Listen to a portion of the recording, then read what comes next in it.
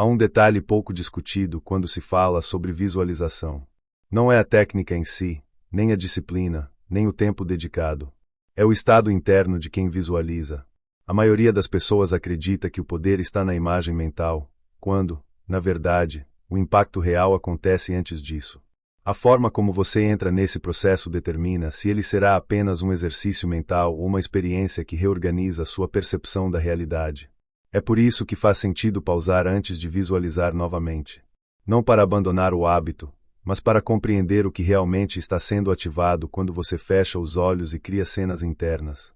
O cérebro humano não foi projetado para distinguir com precisão absoluta aquilo que foi vivido fisicamente daquilo que foi vivenciado com intensidade suficiente no campo interno. Essa não é uma ideia abstrata ou mística, é uma característica funcional. Sempre que você se envolve profundamente com uma história, um filme ou uma lembrança, o corpo responde. A respiração muda. O ritmo cardíaco se altera. Emoções surgem. O sistema nervoso reage como se algo real estivesse acontecendo. Isso revela algo importante. Não é o evento externo que comanda o impacto, mas a forma como ele é interpretado e sentido internamente.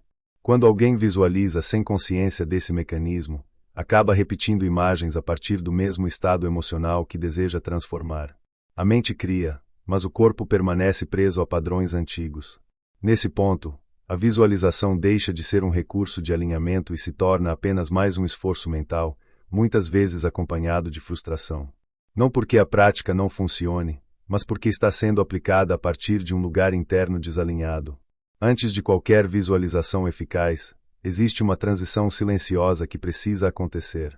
É a passagem de um estado de tensão para um estado de abertura. De expectativa para presença, de controle para receptividade. Sem essa mudança, a mente até projeta imagens, mas o corpo continua enviando sinais de alerta, dúvida ou resistência.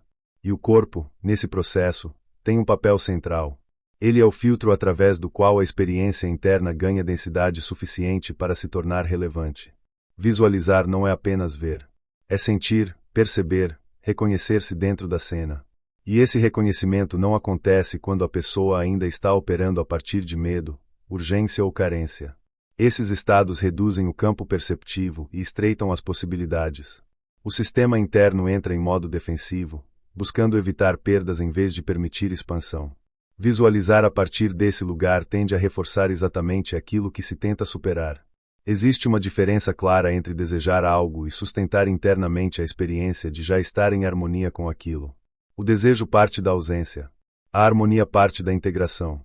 Quando a visualização nasce do desejo, ela carrega tensão. Quando nasce da integração, ela carrega coerência. E o cérebro responde de forma distinta a cada uma dessas frequências internas. No primeiro caso, ele se mantém em estado de busca. No segundo, entra em estado de organização. Organização é um conceito-chave aqui. Sempre que você sustenta internamente uma experiência com clareza e estabilidade emocional, o cérebro começa a ajustar padrões. Conexões neurais se fortalecem. Respostas automáticas se refinam. A percepção seletiva se reorganiza.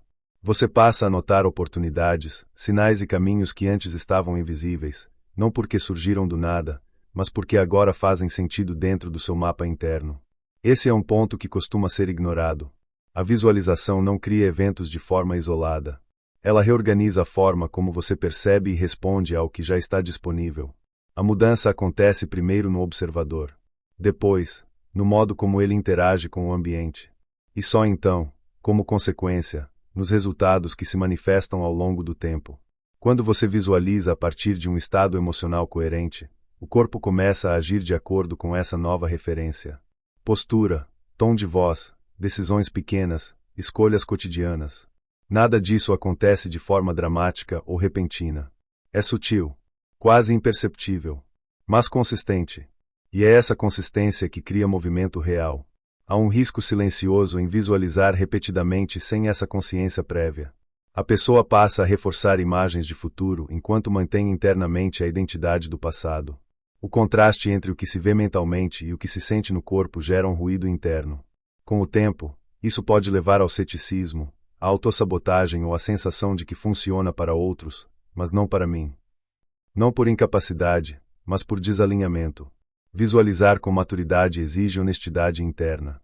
Exige reconhecer o estado atual sem julgamento, ajustar o ritmo interno e só então permitir que novas imagens surjam. Não como fuga, mas como extensão natural de um estado mais organizado. Quando isso acontece, a visualização deixa de ser um esforço e se torna um ensaio interno coerente. O cérebro responde como responde a qualquer ensaio bem feito, preparando o corpo, refinando respostas, reduzindo resistência. Existe também o fator do tempo.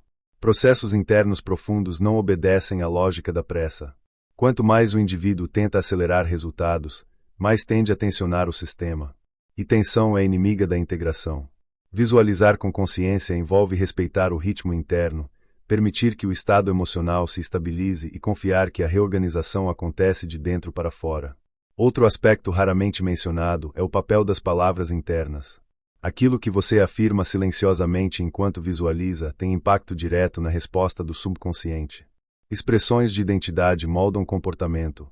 Quando alguém se define continuamente a partir de limitações, mesmo que esteja visualizando um cenário diferente, o comando interno permanece contraditório. O cérebro segue o comando mais frequente e mais carregado emocionalmente. Por isso, antes de visualizar novamente, vale observar não apenas o que você vê, mas como você se define internamente enquanto vê. Não se trata de forçar afirmações ou criar discursos internos artificiais. Trata-se de alinhar linguagem interna, estado emocional e imagem mental em uma mesma direção. Quando esses três elementos convergem, o processo se torna naturalmente mais potente.